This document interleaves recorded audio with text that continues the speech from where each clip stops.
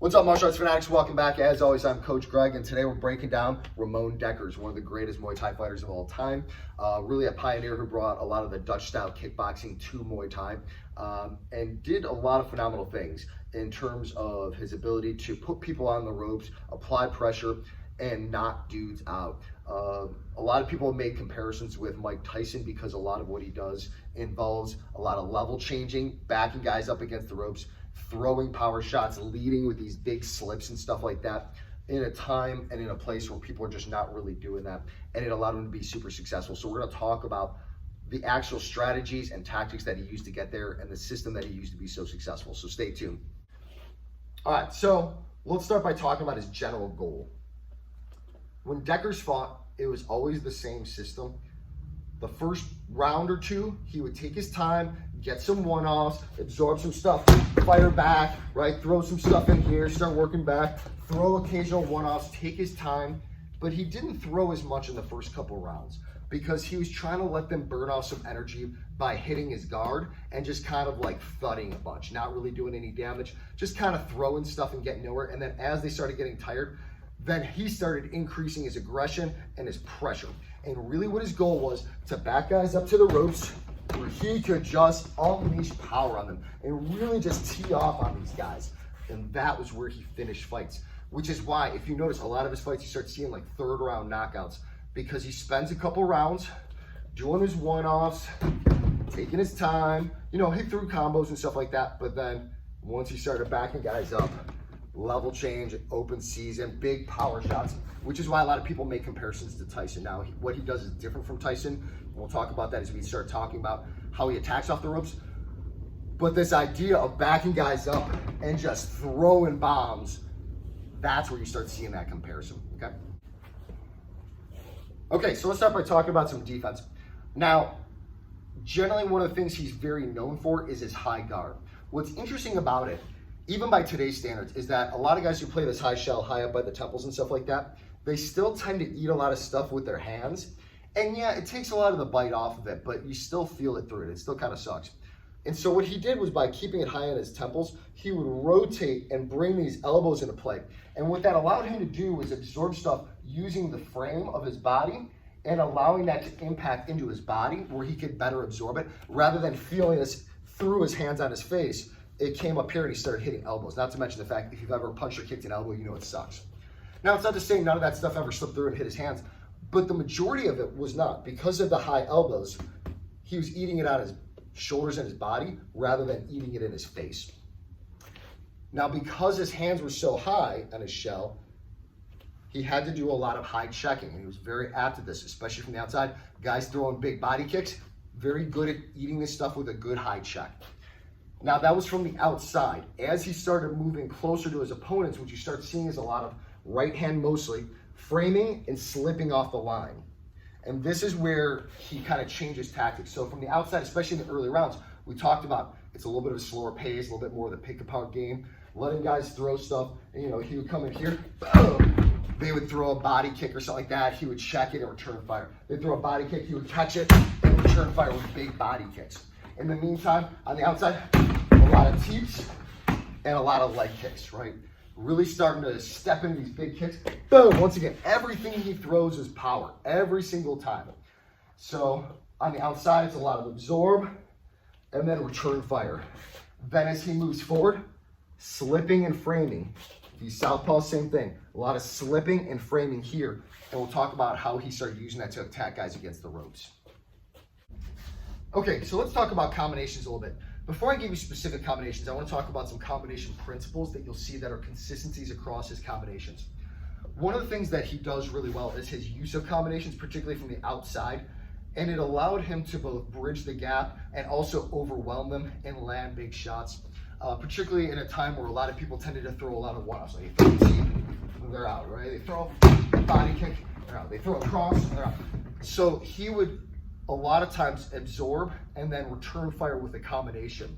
So he would be in here, absorbing like right here, and then come back in, boom, boom, boom. That's a huge advantage to help overwhelm. And like I said, when your goal is to pressure people back to the ropes, you need to have good aggressive combinations. A couple principles that he used that I thought were consistent across the board in all his combinations.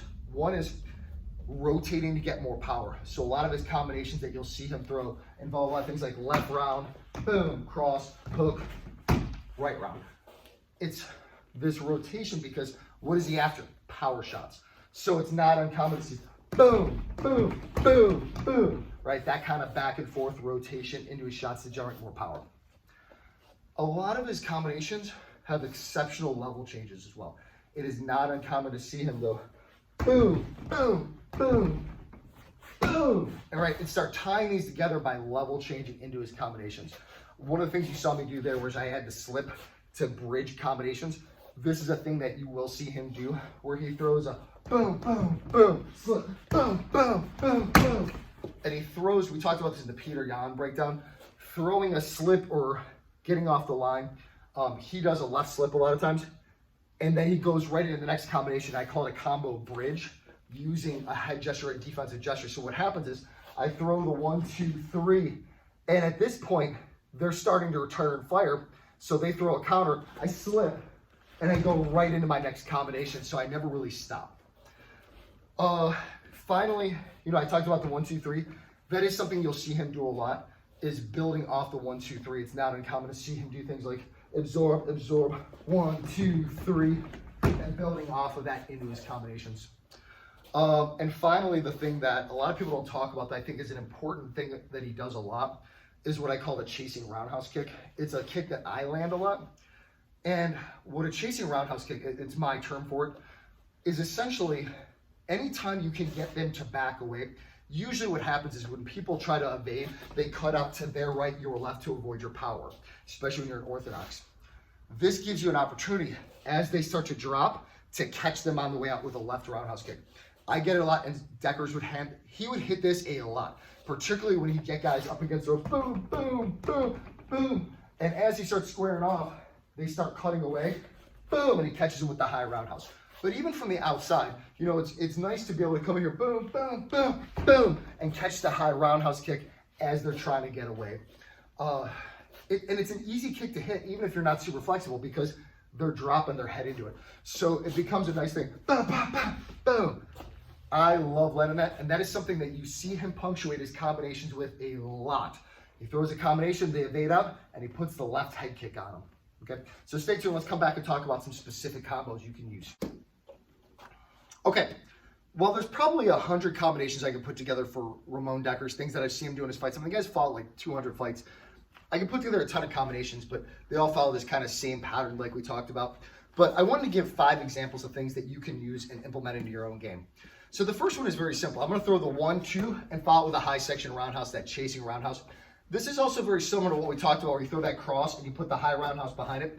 That, Justin Gaethje did it, got a knockout. Kamaru Usman got knocked out by Leon Edwards using this. But it's just using that cross to put in their face. But he's just doing a 1, 2 first. So boom, boom. And then as he steps through, putting the high roundhouse kick behind it. Once again, throwing that chasing roundhouse kick as they back up. Second one we're going to do is just going to be a 5-2. The uppercut cross. He really liked to set up that uppercut, coming in here, framing and slipping, coming, boom, boom. That's a combination you see him go back to repeatedly, right? Come in. The next one we're going to do is going to be a teep to cover distance so that he can get into punching range. One of the things that happens is guys start backing up a lot, so he wants to cover range. So the teep in this case, he's going to try to kick him, but he's not going to push him back as much. It's almost more like a front kick, so he can get into range and throw that hook. This, by the way, is something I do a lot. I usually do it into a jab, so I'll do a front kick and step down into my left, my jab right here. And sometimes I'll put that together in my bread and butter, boom, boom, boom, right? And that's my jab double cross, or double punch roundhouse. But for him, it's just coming in here, throwing that right teep, and stepping down into hook. Now from here, he can start to level change and rotate and stuff like that.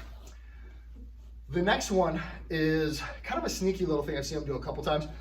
He comes in for the teep, and then the second time, he feints the teep, and he goes to an inside leg kick cross. What's interesting is that when he does inside leg kicks, now when he does outside leg kicks, it's a big step into it, and he throws hard, right? But when he does an inside leg kick, it's more just pop, right? And the reason for that is this technique is designed to pop the knee out a little bit, and he always aims for that knee region because his goal is not just to hit the leg, but to cause this imbalance. It's very similar like when I throw a foot sweep and put a cross behind it.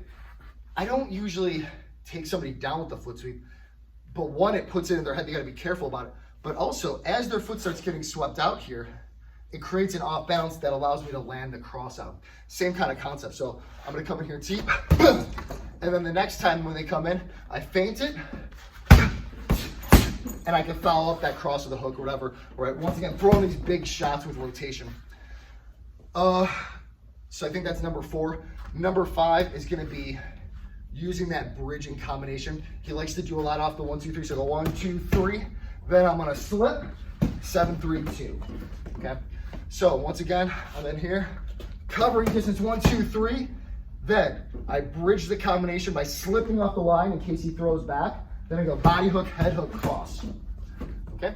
So that's 5 combinations you can use that are easy to work into your game that I think you'll like. Okay. So for the last part, I want to talk a little bit about what he does when he starts putting people up against the ropes. This is where he's finishing fights, right? He's done all this work to back him up, and then he's going to start to tee off on him. The first thing is that whenever he backs him up, the first thing he does is he leads with a slip and a frame, right? He's going to put his head off the line, and he likes to use his right hand here and start getting it on top of their guard or really kind of pushing their hand back. He does the same thing from southpaw, where he just leads in here, left hand, his head drops off the left while he puts his right hand on top. There's a couple purposes for that frame. The first one is that if they try to punch, he's on top of it. If they try to clinch, he's got a frame in the way so that they can't clinch, because he knows that, you know, being in danger, I've closed the gap on him, getting ready to tee off on him. One of the things that a lot of guys will do is clinch to try to, you know, tie up that situation and get disengaged and reset. He doesn't want to give them the opportunity to clinch, so he's going to deny with that. But then from here, what he's going to start to do is lining up his shots. Now, sometimes if he can't line it up, he'll just use this right hand and pull it down with the trap and clear the lane himself, right? Or he'll clear it to the inside and throw.